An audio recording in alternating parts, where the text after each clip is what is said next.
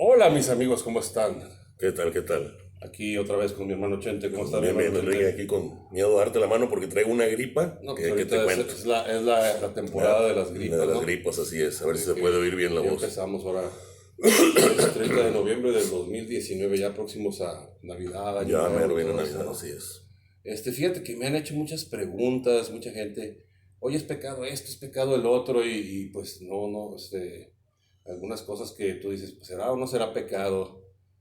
Tú que tienes un poco de conocimiento en esto, ¿nos puedes platicar así de tu ronco pecho? De ¿Cuál mi es? ronco pecho todo lleno de gripa, pero bueno. Si se suena en el transcurso, no se Hey, si me mortifique, suena y tú gracias. te encargas mientras me voy a sonar.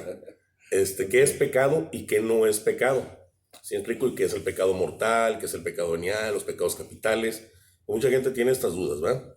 Mira, para entender qué es el pecado mortal podemos dar un pequeño ejemplo. ¿Qué pasa si un hombre se clava un cuchillo en el corazón? Se mueve Pues se muere físicamente, ¿verdad? físicamente, sí.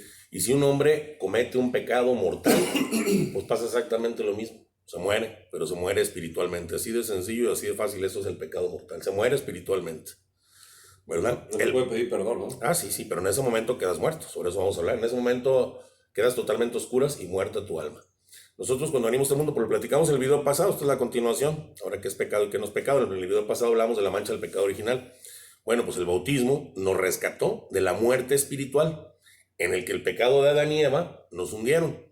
En el bautismo, Dios se une a nuestra alma y el Espíritu Santo llena nuestra alma, la llena totalmente, rellena aquel vacío en nuestra alma, que es la ausencia de Dios en nuestra alma que conocimos y que ya vimos en el video pasado como la mancha del pecado original. La mancha del pecado original no es una mancha, sino es la ausencia de Dios, ¿verdad?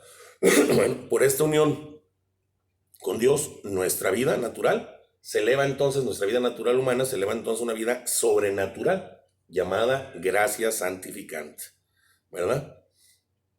Esta gracia es una gracia pues, que Dios nos da, es un don que Dios nos da. Y por esta gracia hay que luchar toda la vida por conservarla, toda la vida por conservarla y también para hacer crecer esta gracia santificante en nosotros, ¿verdad? Desde que nos bautizó el sacerdote, Dios no nos abandonará ya jamás, jamás, jamás, jamás.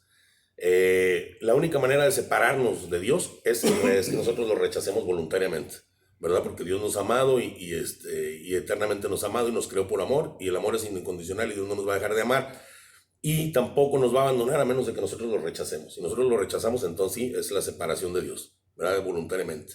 Bueno, ¿cuándo hacemos esto de rechazar a nuestro Señor voluntariamente?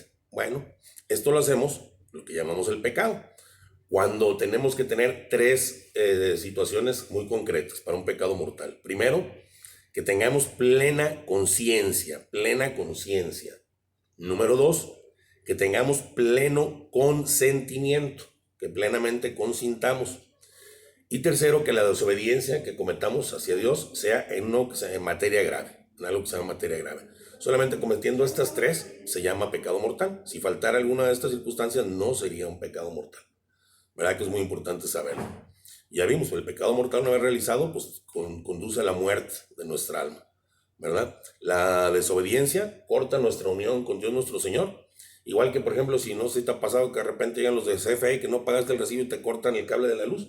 ¿Qué pasa inmediatamente en cuanto lo cortan? Pues toda la casa queda inmediatamente a oscuras, ¿verdad?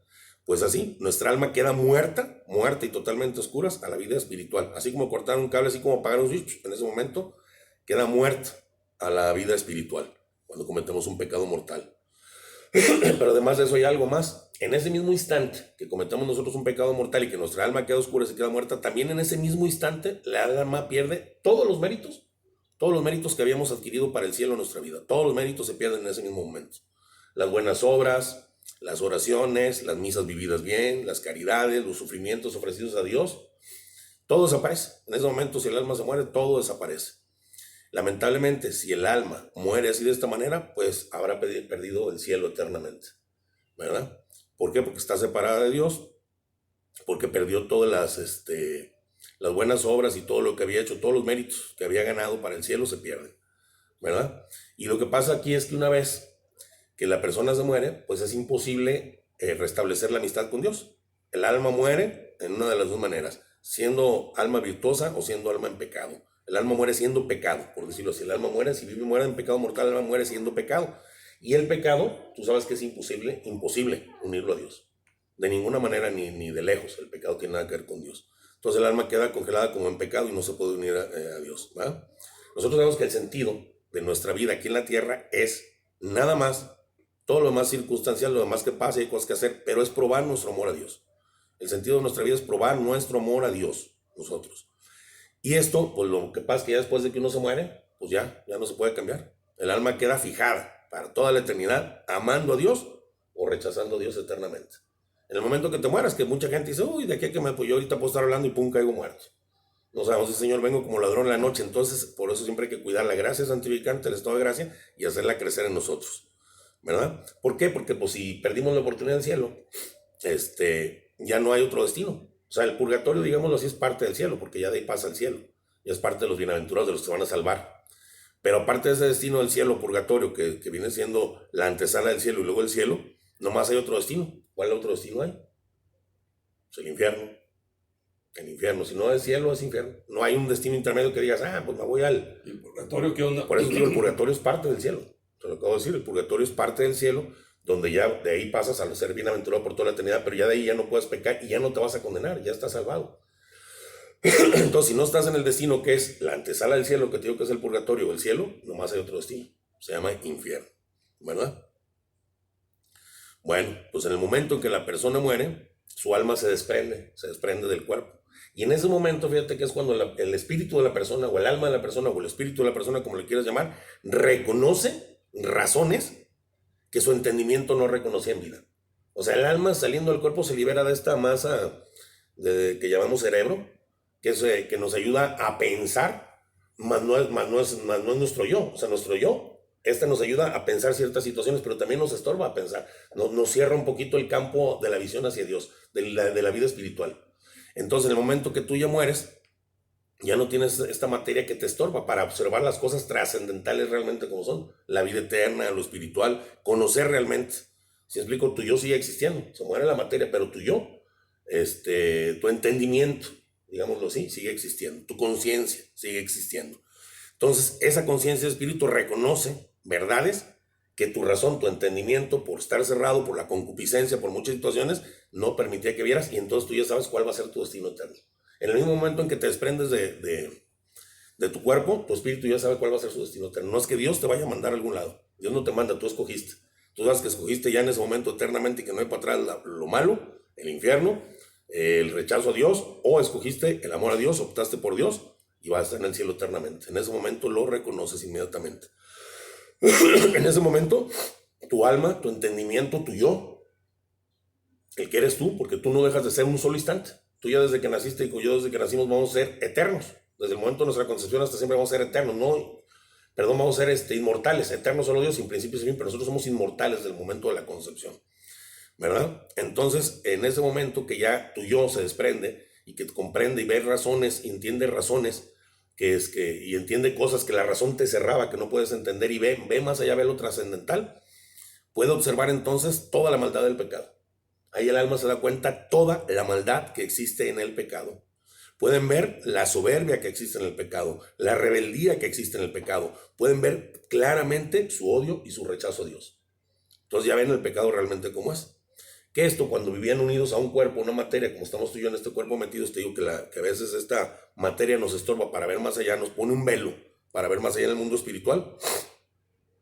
Cuando vivíamos, nosotros no lo veíamos como un pecado grave, lo veíamos como ciertos defectitos o concesiones que nos dábamos. Hay que dar una canita al aire, me voy a dar esta pequeña concesión, pero no alcanzamos a ver la maldad, la soberbia, la rebeldía, el odio y el rechazo a Dios que conlleva el pecado, ¿verdad? Pero en ese momento que te digo que ya somos el puro yo, o el puro tú, si me explico, tu ser, el que eres, el que va a ser inmortal para siempre, y un día se va a unir este cuerpo que dejaste en la tierra a ese espíritu tuyo para vivir en toda la eternidad en un cuerpo espiritualizado. Pero entonces ya en ese momento tú ya no estás viendo con esta razón humana, sino que Dios te permite ver a la luz de la justicia divina, ¿verdad? Sin la oscuridad de la razón que está oscurecida por el pecado. Entonces observas el verdadero horror de tus pecados.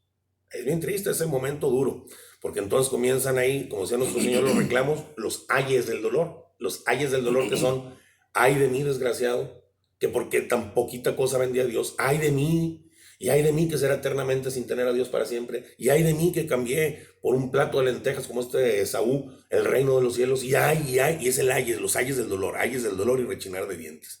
Comienza entonces en ese momento, porque tú ya alcanzas a percibir que ibas a llegar con Dios, que fuiste creado por Él y para Él, y vas a ver a Dios a distancia de la manera que lo puedes ver, no cara a cara, porque no estás en la visión beatífica, pero de la manera que puedes reconocer que hay un Dios, y vas a ver que jamás lo vas a tener ya. Y va a empezar entonces en tu alma una tortura de hambre y de sed tremenda. Esa sed que tenemos todos por Dios, esa sed, Él nos creó con esa sed, porque Él es el único que podía satisfacerla y nos hizo para Él. Él nos creó con esa sed. Pero una vez que el alma está desprendida del cuerpo, que se da cuenta de todo esto, esa sed y esa hambre de Dios jamás la satisfacerá Dios, ya jamás, jamás, jamás, por toda la eternidad. Ahí en ese momento ya está el alma en el infierno eterno. Es terrible. Bueno, es lo que estamos hablando primero sobre el pecado mortal. ¿Qué es el pecado mortal? Pues hasta ahí, hasta ese grado nos puede llevar un pecado mortal. Y como digo, en el momento menos pensado. Había un santo que decía, más nos valía dormir con una serpiente o un animal ponzoñoso en nuestra cama que en pecado mortal. Porque si el animal o la víbora o lo que sea ponzoñoso nos emponzoña, nos pica, probablemente moriremos, ¿no? Y pues a eso a morir estamos llamados todos. Pero ¿qué tal si la muerte, si no nos dormimos con los animales ponzoñosos, pero si nos dormimos en pecado mortal y la muerte nos alcanza en los sueños, dormidos? Pues puede ser que al despertar, cuando pensábamos nos íbamos a estar bañando, ya estemos en este infierno terrible que platicamos por toda la eternidad. Y a eso no estamos llamados todos. Por eso siempre hay que cuidar esa gracia santificante. Tú lo decías con la confesión frecuente, tratar de no caer, hacerla crecer con los sacramentos, con la práctica de las virtudes, de las obras de caridad, va creciendo esa gracia en nosotros, ¿verdad? Bueno, y es que el pecado, debemos saber que es el rechazo a Dios, a su amor. Cada parte de nosotros pertenece a Dios, cada célula, cada ojo, cada mano, todo lo que Dios nos tejió, dice la Sagrada Escritura, que con el poder de sus manos nos tejió en el vientre de nuestra madre, nos tejió nuestro Señor. Entonces cada parte pertenece a Él. Por eso el sentido de la vida es amarlo a nuestro Señor, porque a Él pertenecemos, pero amarlo con obras, con palabras, con deseos, y hasta en los pensamientos más íntimos tenemos que amar a Dios. Bueno, ¿de qué manera podemos caer en pecado? Bueno, podemos caer en pecado no solo haciendo lo que Dios prohíbe. Dios prohíbe que hagas esto y pum, lo hago, caigo en pecado. No, también si dejamos de hacer lo que Dios quiere. Y esto se llama el pecado de omisión. ¿Sí me explico? Si dejas de hacer actos de bondad, actos de caridad, si está a tu mano hacer alguna cosa buena y no la hacemos, un pecado de omisión. Si alguien más está pecando y tú no se lo dices, es un pecado de omisión, ¿verdad? Bueno. Ahora, necesitamos saber qué es lo que hace buena o mala una acción. ¿Por qué es buena o mala una acción? Porque hablamos de pecar en materia grave, en materia leve, que es el pecado venial. Bueno, una acción es buena cuando Dios quiere que la hagamos. Si Dios quiere que la hagamos, y lo vemos en el Evangelio y a través de los santos padres, y estamos en una vida de estudio frecuente de las encíclicas papales, de lo que nos dice la iglesia, el catecismo de la iglesia católica, y nos vamos a enterar qué es lo que Dios le agrada que hagamos. Si nosotros hacemos esto, pues la acción es buena. Y si nosotros no hacemos lo que Dios quiere que hagamos, o hacemos lo que no quiere que hagamos, esta acción es mala, ¿verdad? ¿Por qué? Porque el hacer lo que Dios quiere que hagamos, esa es la única manera de probar nuestro amor por Dios. La única manera, ¿verdad? Y hacer lo que no quiere Él que hagamos, si yo lo hago, es la manera de probar nuestro rechazo. Si hacer lo que Dios quiere que yo haga es la manera de probarle mi amor a Dios, hacer lo que Él no quiere que yo haga es probarle mi rechazo hacia Él, ¿verdad? Entonces ahí sabemos cuándo una acción es buena, cuando una acción es mala.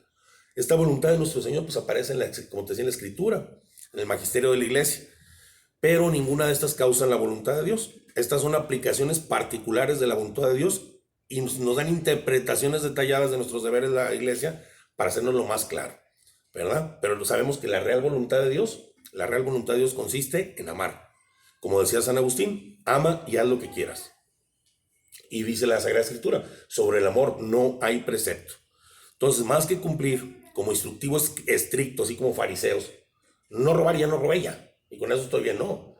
Espérame, en tu trabajo, ¿cómo te estás comportando con el tiempo, con tus patrones? ¿Estás restituyendo tu sueldo que te lo dan, haciendo que la empresa crezca? Porque estás actuando por amor, estás trabajando por amor. Pues hay que ir más allá de la letra, hay que ir al amor, ¿verdad? ¿Por qué? Porque esta letra de la Sagrada Escritura, los mandamientos, fueron escritas con un espíritu. Si te acuerdas, el espíritu que hace que los profetas escriban, se llama el Espíritu Santo, el espíritu del amor.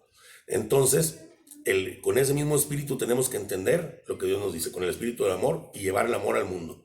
ver más allá de nada más el cumplimiento de las normas o los preceptos. ¿Te acuerdas del joven rico que se le acercó al Señor y le dijo, oye Señor, ¿qué has de hacer para conseguir la vida eterna? Y le dijo, cumple los mandamientos. Dijo, no, pues ya los cumplo desde joven. Dice, el Señor lo miró con amor. O sea, está bien. Ahora, si quieres ser perfecto, si te fijas, muy diferente. Quieres ser tan grande, santo, quieres agradarme mucho, quieres llegar a altos grados de gloria, vende lo que tienes, dáselo a los pobres y sígueme. Bueno, no vas a vender tú tu casito porque tienes tu vieja y a tus hijos, no vas a dejarlo, ni yo tampoco. Pero eso vende lo que tienes, desapégate de las cosas materiales, agradece todo lo bueno, lo malo que te venga en el día, no te quejes de nada porque es cargar tu cruz y sígueme, ¿qué? Haciendo el bien. ¿Cuál es el bien? El servicio de los demás. Entonces estamos hablando de una ley más allá que es la ley del amor, ¿verdad? Bueno, ahora tú decías este tema que por qué, que es pecado, que no es pecado, que te habían dicho, por ejemplo, que hay papás que asustan a los niños, ¿ah? Que si haces esto es pecado y te vas a condenar, y que si haces aquello, lo usan. Ahí viene el coco, Ahí viene el coco, ¿verdad? Te va a llevar el diablo. Te va a jalar de las patas en la noche. Usan las cosas santas para asustar a los chiquillos, ¿verdad? Los papás no deben de exagerarle nunca a los hijos cuando les sea difícil al hijo conseguir la virtud, decirle que ha cometido un pecado grave. Eso está muy mal. ¿Y sabes qué, hijo? Tiraste la sopa, la comida, pues sabes que cometiste un pecado grave y Dios ya no te va a querer. O sabes qué, dijiste, no me quiero comer, no sé, estas papas, no me gustan a mí las papas, no las quiero, estás cometiendo un pecado grave y Dios ya no te va a querer. ¿Sí me explico? Lo vacunas, crece con el trauma, crece con la idea, este niño, de que Dios es un juez arbitrario. Entonces, pues, ¿qué pasa? Pues se desanima y puede pensar, bueno, pues yo para qué quiero ser bueno, ya no puedo intentarlo, ya me dijeron que soy malo, que Dios ya no me quiere. Tantos pecados. Ya entonces, se llama vacunarlos, y a nadie podemos vacunar así. Sí hay que decirles lo que es el pecado, que se necesita para que sea, que es pleno conocimiento, y vamos a hablar por qué de cada uno, pleno conocimiento, pleno consentimiento y materia grave, ¿verdad? Pero antes que nada debemos educar a nuestros hijos en el amor de Dios, para que cualquier acto virtuoso que ellos hagan sea por amor y no por miedo. Nosotros no debemos de educar a nuestros hijos, ¿cómo te puedo decir? Para obligarlos a que amen a Dios o que se acerquen a Dios. Hay que educar a nuestros hijos para que ellos quieran buscar a Dios, para que ellos traten de buscar a Dios, para que ellos quieran ser buenos. Yo quiero que mi hijo sea bueno, sí, pero no basta con lo que tú quieras, porque el día que te vayas tu hijo va a dejar de ser bueno. Si tú le escondes la comida al gato y si me explico, y al rato el gato sale y tú no estás, pues se va a comer la comida. Lo que está haciendo, pues nada más manipularlo. ¿Sabes qué va a hacer esto? ¿Vas a ir a misa a fuerzas? No, hay que hacerlos que amen a Dios, hablándoles del amor de Dios. ¿Sí me explico? Enamorándolos de Dios, que conozcan realmente, primero que conozcan y luego que crean en Dios, porque acuérdate que el lema de la escuela espiritual de vida interior es conocer para amar y amar para servir. Yo no puedo amar lo que no conozco. Entonces, primero que conozcan a Dios y amen a Dios y obren por amor a Dios las cosas. ¿Sí me explico? Que tengan esa convicción, que ellos deseen ser buenos y ir al cielo. Ellos deseen, no que tú lo desees. Claro que nosotros lo deseamos, pero hay que transmitírselos de otra manera, porque a veces los podemos vacunar. Como te digo, no hay que dejar nunca de explicarles lo que es el pecado, también sus consecuencias, ¿verdad? Nunca dejar de explicarles. Hay que decirles que Dios nos ama eternamente, nos ha creado y nos ama sin ningún mérito, porque el amor de Dios es gratuito, es incondicional. Dios no nos ama porque seamos buenos o porque seamos malos. Dios incluso sigue amando al demonio porque lo creó por amor. Simplemente el demonio lo rechazó y Dios permite la voluntad de cada uno, y una vez rechazado ya no puedes volver a él. No porque Dios no lo quiera, sino porque tu alma queda congelada, como te dije, queda hecha pecado, y tu mismo yo se ve y sabe a dónde va y sabe que no te puedes acercar al Señor. Entonces, el Señor jamás nos va a dejar de amar. Así incluso estamos en el infierno. Entonces, eso que quede bien claro para nuestros hijos: Dios nos ama, eternamente nos ha amado, su amor es incondicional. No me ama porque sea grandote, porque sea chiquito, porque sea tonto, porque sea listo, porque sea pecador, porque sea santo. No me ama por eso. El amor de Dios es incondicional y gratuito. Y así debe ser por lo que es el verdadero amor. Lo otro es una mentira. Entonces, pero saber que el rechazo de nosotros al amor de Dios nos hace caer en pecado mortal con estas tres materias: pleno conocimiento, plena conciencia y materia grave. Y en ese momento nuestra alma muere, se acaban los créditos que nuestra alma había tomado para el cielo, todo lo que había hecho. Aunque, como tú lo dijiste, todo eso se recupera en el momento de una buena confesión, un buen arrepentimiento, una confesión como debe ser, con los 5 pasos que lleva la confesión. Y entonces restituye a nosotros todo los méritos que habíamos ganado para la vida eterna, y la gracia santificante, la unión de Dios en nosotros, y la posibilidad de estar en el cielo con Él eternamente, con una buena confesión. Bueno, dijimos que eran 3 condiciones para que sea pecado mortal. Vamos a ver qué es la materia grave, por ejemplo. Una pequeña mentira, si explico, que no daña a nadie, que no afecta la reputación a nadie, no es una materia grave. Si es una materia de pecado, y el pecado venial es importante, es una materia de pecado, pero no es un pecado grave. Un pecado grave de una mentira es cuando por tu mentira difamas o dañas a otra persona. Incluso el padre Salvador Arellano nos dice que la mentira es cuando le niegas la verdad al que tiene el derecho de saberla, no cualquiera. Si te llega un secuestrado, ¿cuánto tienes en el banco? Y tú le vas a decir, no, pues tengo 2 millones de pesos, te van a levantar y tal. No, espérame. Se miente cuando a la persona tiene el derecho de que tú le digas la verdad y se la ocultas. Porque esa lo va a afectar a él, ¿sí me explico? O en su honor, o en sus bienes, o en algo. Entonces se vuelve una mentira. Hay mentiras pequeñas que, ¿a dónde fuiste? No, pues fui al cine. Y en vez de irte al cine, pues a lo mejor te fuiste y te tomas una cerveza y sí, dijiste una mentira al final de cuentas. Pues son mentirillas pedos. Pero pues no son pedos. Es una lengua viperina y dañas a la gente con tu lengua viperina. Pero por ejemplo, esto no es una materia grave, entonces no. Inventando cosas. Sí, entonces esto no es una materia. Dañando gente. Entonces esto no es una materia grave, por lo tanto no pudiera haber pecado mortal porque no se cumplen las 3 condiciones. Por ejemplo, yo tengo hambre y me robo una manzana o me robo un pan por hambre. Pues está mal, sí, pero no es una materia grave. Que si voy a asalto a alguien y le robo, no sé, 10, 15 mil, 20 mil pesos. Si no estoy afectando a una persona. O si de repente me dan 5 o 10 pesos de más, me los quedo y pues en el momento se me hizo fácil. Bueno, es una imperfección, si es algo venial. Un venial, ya lo he dicho, que viene de venia, que se perdona con un simple acto de contrición al Señor, pero no es un pecado grave, no se convierte en un pecado mortal, ¿verdad? Bueno. Pero no lo hagan, compañero, regresen. No. Honestos, pero yo lo estoy diciendo porque de repente cuando ya caíste en pecado mortal y ya Dios no te va a querer y te vas a parar y te vas a condenar y la gente está asustada. Hay algo más grave que es el escrúpulo, desconfiar de la misericordia de Dios. Que Dios nomás está fijando que es un juez que está viendo cualquier cosita acá para entonces darte, entonces estás desconfiando del amor de Dios y ese es un pecado grave. Entonces no vamos a desconfiar del amor de Dios. Pleno conocimiento, ¿qué es el pleno conocimiento? Bueno, debemos de saber que lo que estamos haciendo está mal hecho, muy mal. ¿Por qué? Porque por ignorancia no puedes pecar.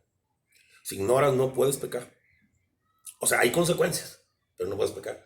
Si yo ignoro que está abierto un hoyo ahí y voy de noche caminando, me voy a caer, hay una consecuencia. O sea, no fue mi propósito hacerlo, pero la consecuencia es que me voy a caer. Si explico, si cometo alguna falta grave y yo no sé, por ejemplo, que yo vivía en un pueblo X lejano y yo no supiera que engañar a mi esposa fuera un pecado mortal y lo cometo, pues no es pecado mortal, pero sí me va a causar problemas, ¿sí me explico? Las consecuencias no se van a evitar, o sea, las consecuencias van a seguir, ¿no? Por ejemplo, si no sabes que ahora hoy obliga a no comer carne, es día de abstinencia, ok. Y tú no sabes si comes carne, pues no pecas, no hay pecado. ¿Verdad? O por ejemplo, alguien que no sabe que ir a celebrar un culto a una iglesia de hermanos separados es pecado grave, no sabes, pues si vas, pues no pecas. Por ignorancia no puedes pecar porque ocupas el pleno conocimiento, ¿verdad?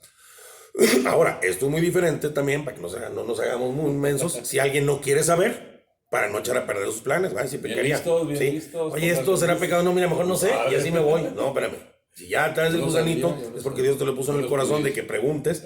Y entonces, si ya sientes que hay algo malo, mira, Dios nos puso una ley natural en el corazón que nos habla y nos dice, abusado porque va algo mal. Y así no quieres investigar, no quieres saber, porque te conviene otra cosa, ¿verdad? Luego está el libre consentimiento.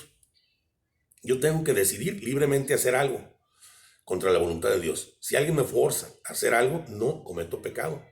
Por ejemplo, si yo tengo un accidente, atropello a alguien muere o sale lastimado, pues no fue mi consentimiento al hacerlo.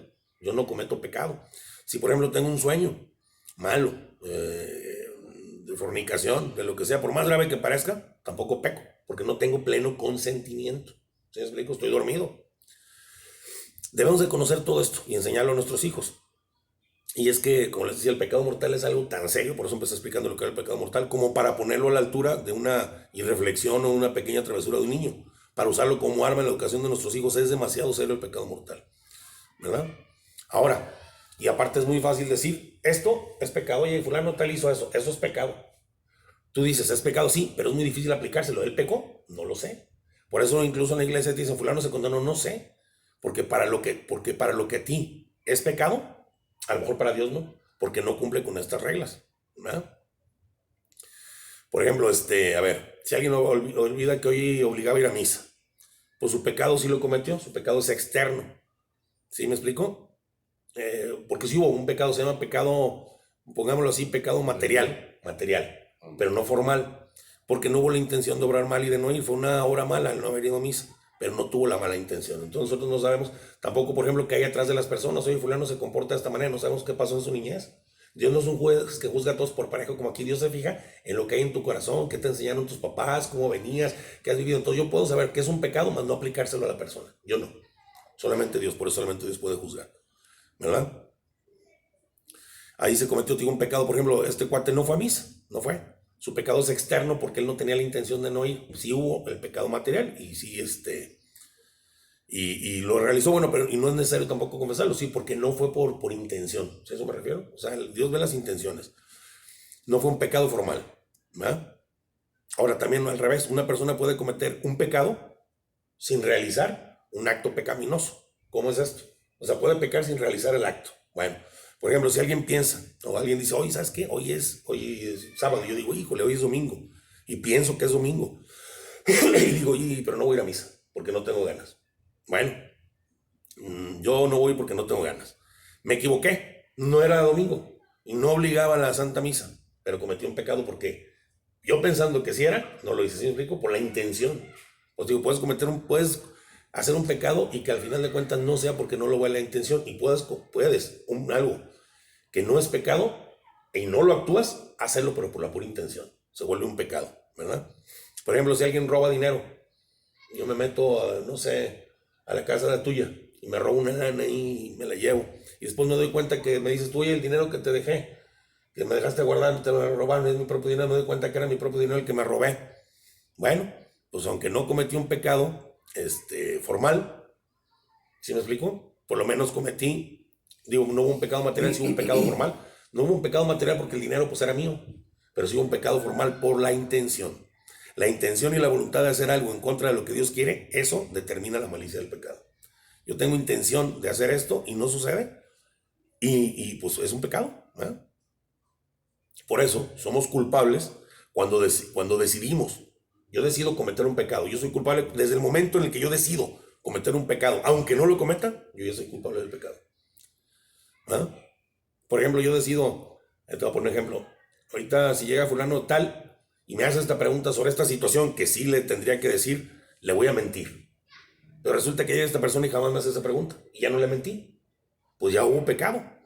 Nunca me preguntó, pero yo ya cometí pecado por mi mala intención. Si me pregunta eso, le voy a decir otra cosa.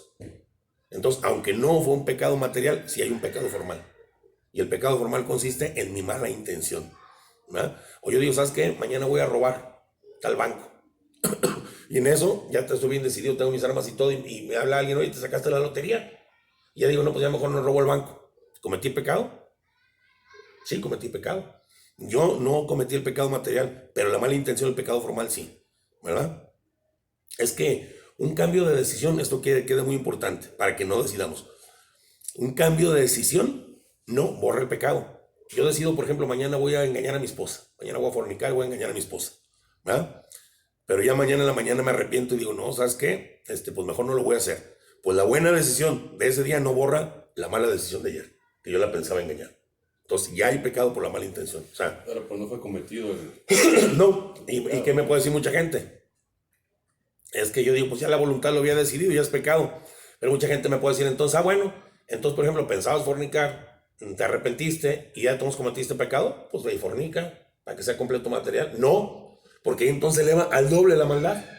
¿Sí explico? O sea, el pecado es que en la intención, por eso Dios dice en la Sagrada Escritura que ven las intenciones de los corazones. Y no daña al hombre lo que entra por su boca, sino lo que sale del corazón, maledicencias, fornicaciones. Lo dice la Sagrada Escritura, lo que sale del corazón, los malos deseos. Eso daña al hombre y lo mancha. No lo digo yo, lo dice la Sagrada Escritura. ¿Verdad? Entonces, mucha gente, ya con el puro... Esto es muy diferente, quiero que quede muy claro, es muy diferente a cuando hay una tentación. Por ejemplo, yo tengo la tentación de fornicar y la tengo y no he decidido hacerlo. Estoy en que no, que sí, que no, que sí, que no, que sí. Y con la ayuda y con la gracia de Dios, con mucha oración, salgo victorioso de la tentación. Pues ahí no cometo pecado, porque nunca decidió mi voluntad hacerlo. Al contrario, ahí adelanto en virtud y adquiero méritos ante Dios. Pero si yo ya decidí hacerlo y nomás no lo hice porque no se prestó la oportunidad o porque al día siguiente, cuando yo ya estaba decidido de cometerlo, me arrepentí. La buena decisión de hoy no cambia la mala de ayer. ¿Sí? Eso que queda muy claro, ¿no?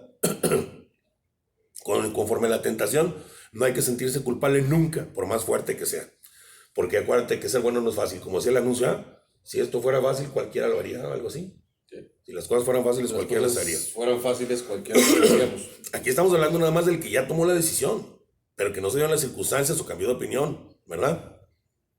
Por eso te digo, ahora no quiere decir esto que el acto exterior no importe.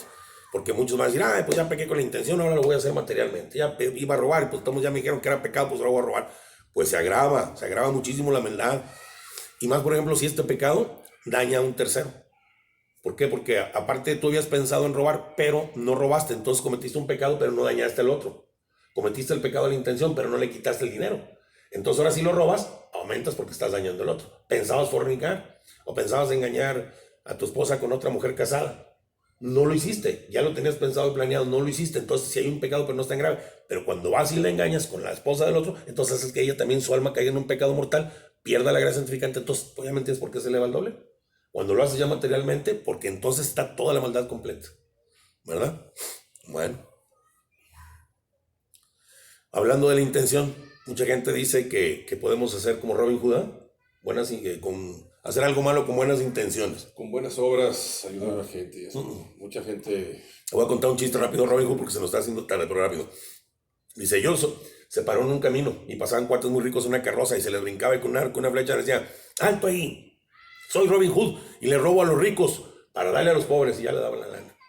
Y pasaba otra carreta con gente rica y se brincaba al árbol, alto ahí, soy Robin Hood y le robo a los ricos para darle a los pobres. Y así llevaba como 10 carretas de ricos robadas. Y en eso venía caminando un pordioserito, todos sin zapatos, los pantalones todos rotos, tengo hambre, tengo sed. Y voltea Robin Hood y dice, ¿eres pobre? Sí. Pues yo soy Robin Hood, le robo a los ricos para darle a los pobres, ten todo el dinero, ten, y se lo da. Y los agarra el pobrecito y empieza a gritar, soy rico, alto ahí, soy Robin Hood y le quito a los ricos. Ese rico es un chiste. No podemos justificar que vamos a hacer de esta manera porque vamos a hacer un bien, no, eso nunca, ¿verdad?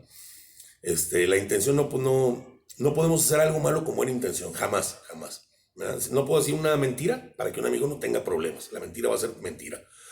Por ejemplo, hay papás que usan anticonceptivos, que sabemos que es pecado grave. Hay maneras de no tener hijos, pero los usan porque pues, tienen 2 hijos y que tienen una buena escuela y todo, y si vienen más, pues ellos quieren algo bueno para esto, si ya no les va a corresponder, están pecando gravemente. No pueden hacer algo con buena intención, hacer algo malo con buena intención, ¿verdad? Bueno, no podemos nunca justificar los medios, no podemos mover la voluntad de Dios a nuestro antojo para que hacerla coincidir con nuestra propia voluntad, ¿verdad? Bueno, el pecado es oponernos a la voluntad de Dios. Entonces la virtud, vemos que es al revés, tratar de hacer la voluntad de Dios, pero claro que siempre tenemos que implorar la ayuda de Dios. Siempre para hacer las cosas buenas tenemos que, por ejemplo, Señor, sin mí nada pueden hacer, ¿verdad? Debemos estar seguros siempre, como nos decía el ingeniero Benjamín Sepúlveda, que al que hace lo que puede, nunca le faltará la gracia de Dios, nunca. O al que hace lo que puede, hace lo que debe. Tú haz lo que puedes y haces lo que debes y Dios te va a ayudar, te va a bendecir, ¿verdad? Además de esto, si haces lo que puedes y haces lo que debes, además de eso, pues te confiesas regularmente, comulgas regularmente, pues entonces puedes estar tranquilo esperando a que el Señor te llame con el boleto a la mano, ¿verdad? Porque aunque probablemente, como decíamos hace rato, podamos pasar por el purgatorio, tenemos ya la seguridad de que lo veremos y gozaremos de él por toda la eternidad en el cielo, ¿verdad? Por eso en esta vida, mientras estemos aquí, debemos ocuparnos pues, en cosas útiles, un trabajo útil, divertirnos sanamente. Debemos de evitar personas, lugares, espectáculos, televisiones, todo que nos pongan en ocasión de pecado. Porque también aquel que se pone en ocasión de pecado ya comete pecado. ¿Qué es el que se pone en ocasión de pecado? Un lujurioso que se va a se va a trabajar o se va de fiesta a una parte donde hay muchos muchachos en bikini, a la playa, y pues lógicamente va a pecar. Está poniendo el mismo, está aproximando el pecado y ya cayó en pecado porque está poniendo una ocasión de pecar. ¿Sí explico? Entonces hay que cuidarnos de todo eso. Hay que estar como el santo aquel que tenía el boleto a la mano, que jugando fútbol le preguntan a sus amigos, oye, y le preguntaron a varios, y si ahorita llegara el Señor nos dijera, es el fin del mundo y se acaba, ¿qué harían? Y uno dijo, no, pues yo me iría a confesar, y otro salió corriendo, no, pues yo me iría de rodillas a rezar, y a uno le preguntaron, ¿y tú qué harías? A un santo. Yo aquí seguiré jugando tranquilo. ¿Por qué? Porque tranquilo seguiré jugando, porque ya traía el boleto a la mano. Que nada debe, nada Hay que estar así con una vida tranquila, apacible. Pues buscar siempre la verdad, que la verdad es Cristo. Buscar siempre el bien, que es el servicio a los demás. Buscar la voluntad de Dios. Siempre sirviendo, siempre la voluntad de Dios, amando la voluntad de Dios, buscar a nuestro Señor Jesucristo y buscar la unidad con todos. Nunca la discordia, nunca la división, siempre el perdón, por cuanto haya sido. Porque recordemos siempre que para perdonar a alguien, siempre acordémonos cómo lo voy a perdonar y recordemos siempre, pues más me ha perdonado Dios a mí. Entonces con eso y estemos tranquilos, ¿va? Bueno, ok. Ahora, vamos a ver cuál es la raíz de los pecados. Raíz de los pecados, bueno. Necesitamos, todos tenemos defectos, pero hay un defecto principal que tenemos. Y este defecto nos estorba para crecer espiritualmente. A este defecto los maestros espirituales llaman defecto dominante o pasión dominante.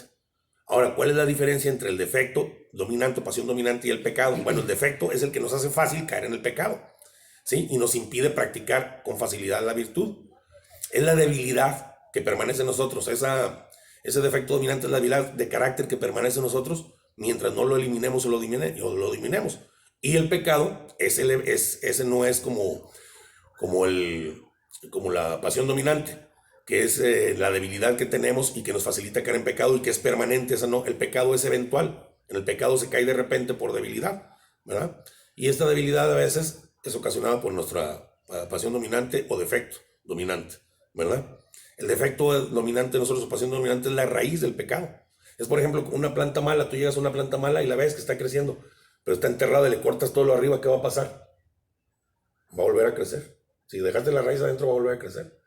Nosotros a veces evitamos el pecado. De arriba se cuenta, cortamos la mata de arriba, pero dejamos la raíz. La raíz es esa debilidad que tenemos o esa tendencia hacia ciertos pecados que nos hacen caer. Ahorita vamos a ver cuáles son. Se le llaman los pecados, los 7 pecados capitales. Esa es la raíz de nuestro defecto, o nuestro defecto dominante, o la raíz del pecado, o nuestra pasión dominante. Debemos de buscar para saber cuál es. Si no la eliminamos nosotros desde raíces de defecto dominante, pues seguiremos pecando siempre del mismo modo. Por eso muchas gentes van y llegas y ya te dice el sacerdote, otra vez con los mismos pecados.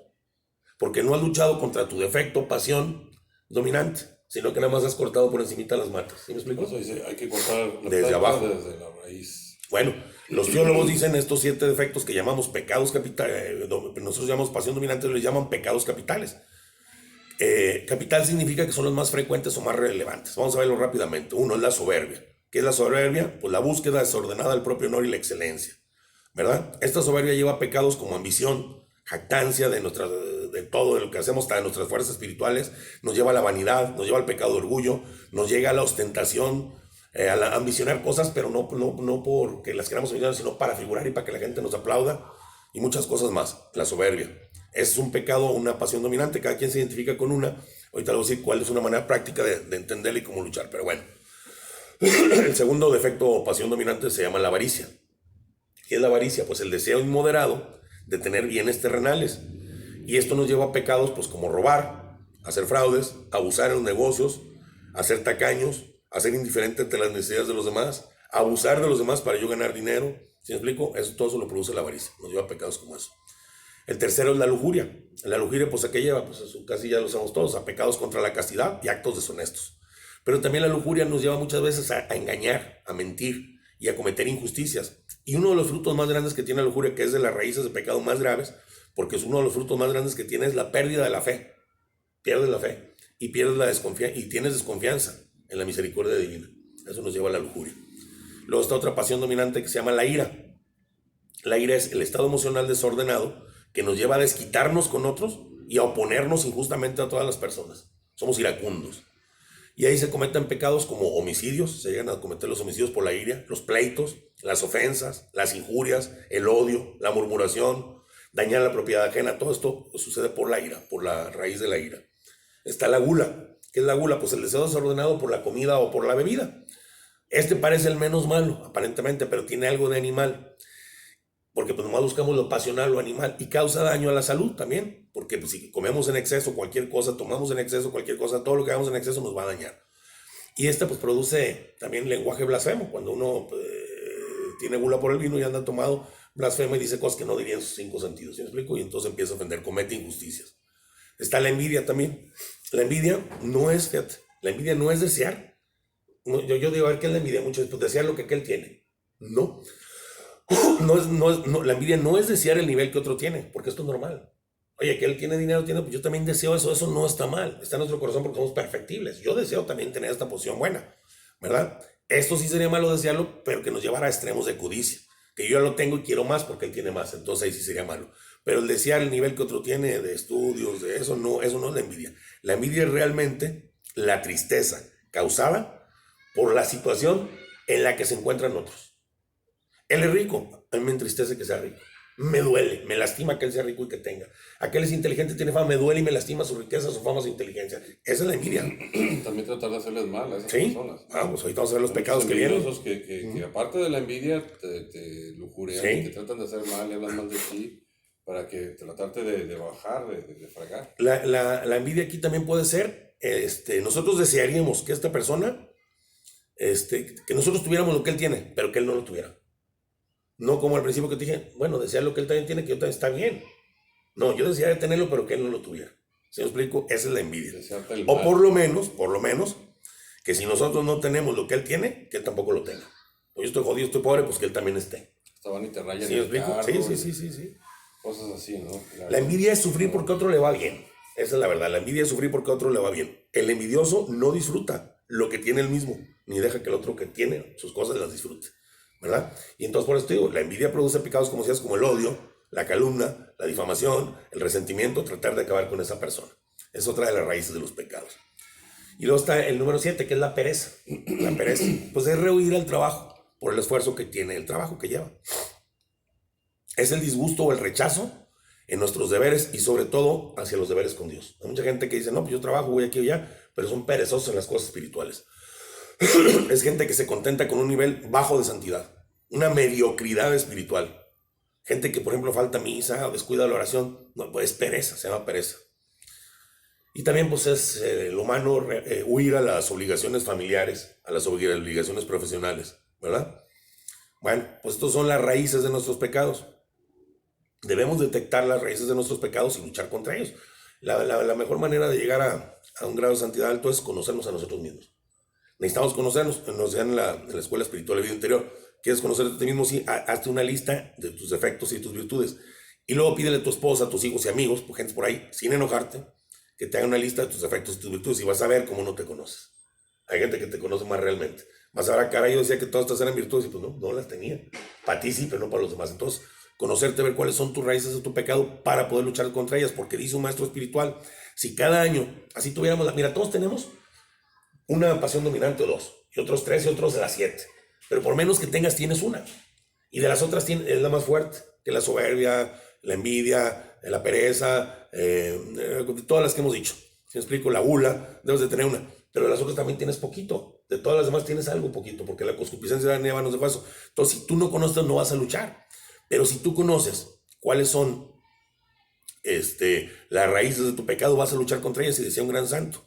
Si ustedes se ponen a luchar contra una pasión dominante, por lo menos una vez, por lo menos una por año, en pocos años serían santos. ¿Sí me explico? Estás hablando que si tuvieras todas en 7 años serías santo. A luchar, a tratar de dominarlas porque no se van a desaparecer, ¿verdad? Bueno. Debemos ir entonces primero por el defecto más dominante, la raíz más dominante, y después por todos los demás, pero sin descuidar algo muy importante, lo que aparentemente hemos vencido. Por ejemplo, yo digo, pues mi pasión dominante es la ira, y ya la tengo dominada, y ahora voy contra cuestiones de, ¿cómo se llama?, de lujuria, de detalles que tengo ahí. Y mientras estoy luchando con la lujuria, se me olvida lo de la ira, y pum, sale. Es como un pulpo que tiene 7 brazos, los del ingeniero Benjamín. Le agarra 6, 7 y sale uno, y luego le bajas y saca otro. Entonces siempre vamos a tener que estar luchando, es una lucha constante. Estamos en un combate espiritual constante hasta el momento de nuestra muerte. Por eso podemos dominar estas situaciones, ayudados con la gracia de Dios. Acordémonos que le dice nuestro hermano San Pablo a nuestro Señor Jesucristo: oye, Señor, quítame este aguijón que me mata de un pecado. Dijo, Señor, no, con mi gracia te basta. O sea, con la gracia del Señor nos basta. Pero hay que estar siempre en gracia de Él y cuidándolo, porque puede volver a repuntar. No creas que una vez vencido ya se acabó para siempre. Y una vez le pregunté a mi director espiritual, se llama el padre don Santiago Martínez Sáez: oiga, padre, ¿cuándo se me va a quitar esta pasión dominante que tengo? Y me dijo así: 3 horas después de que te mueras. Dice, para que nunca te confíes. Puedes llegar a dominarla con la gracia de Dios, con el auxilio de Dios, y puedes en el momento que te decidas dominarla con la gracia de Dios y pedirle gracias, pero pidiéndole a Dios que te auxilie, pero desaparecerla no la vas a desaparecer, ¿verdad? Bueno, entonces por eso decía yo, si no queremos ser mediocres, si no queremos ser perezosos y queremos avanzar en la vida espiritual, pues es muy recomendable que al hacer nuestro examen de conciencia todos los días o antes de la conversión, no solo nos preguntemos en cuántos pecados caí, mentí, grité, esto, no en cuántos pecados caí y de qué clase. ¿Sí me explico? ¿Cuántas veces caí en estos pecados? Sino, ¿qué hay detrás de cada uno de estos pecados? ¿Qué raíz me está llevando a cometer estos pecados? ¿Qué no estoy luchando contra mí que me lleve a cometer estos pecados? No nomás di los pecados y ya, ¿verdad? Bueno, Hay que preguntarnos siempre cuál es la causa detrás de mi pecado constante. Que voy y le digo al Padre, el mismo Padre, con los mismos. Ya, yo te suelo, pues no, hasta que digo. Bueno, por eso también hay otra cosa que es muy recomendable, que les voy a compartir también, es confesarse por todo el tiempo que puedan con el mismo sacerdote. Siempre con el mismo sacerdote. Sin vergüenza, que no te dé vergüenza. Porque, ay, me da vergüenza, ya me conozco mis pecados. Qué bueno, es como un doctor. Si tú vas con un doctor que te está tratando el corazón y ya tienes 5 o 6 años tratando el corazón y de repente te cambias con otro, no vas a ver. No tiene tu expediente. El sacerdote, aunque no lleva apuntes, pero te conoce y el Espíritu Santo lo ilumina y sabe por dónde guiarte. Lo mismo es buenísimo y más importante también tener un director espiritual y no ocultarle nada a esto. Decirle que te ayuda a luchar contra tus pasiones dominantes porque quieres llegar a la santidad, quieres llegar al cielo. Y pues eso debemos hacerlo para nosotros y para nuestros hijos, recomendárselos, ¿verdad? Pues esto es en sí, hermano, lo que es pecado, lo que no es pecado, para no andar con escrúpulos y cosas que no son. Pequé, bueno, fíjate, hubo materia grave, hubo pleno conocimiento, hubo plena conciencia, nadie te forzó. Todo este tipo de cosas hay que analizarlas bien para definir qué es un pecado y qué no es un pecado, ¿verdad? Y sí, hermano, fíjate que yo como les Muy ronco, pero aquí andamos. comentaba acá en nuestros pasados videos, Dios nos dio el famoso libre albedrío. Libre albedrío. ¿Y por qué lo hizo? Para ver realmente cómo somos. Porque si no nos lo hubiera dado y nos manda aquí a esta tierra, no nos da libre albedrío y nos dice, tú no vas a poder hacer esto, pues no lo hacemos y no vamos a ser como somos realmente y no nos va a poder conocer como somos realmente. Para conocernos realmente, nos da libre albedrío y nos pone tentaciones. Y bueno, no nos pone. No nos pone. Está en esta tierra las tentaciones y nosotros somos los arquitectos de nuestro propio destino, como les decía.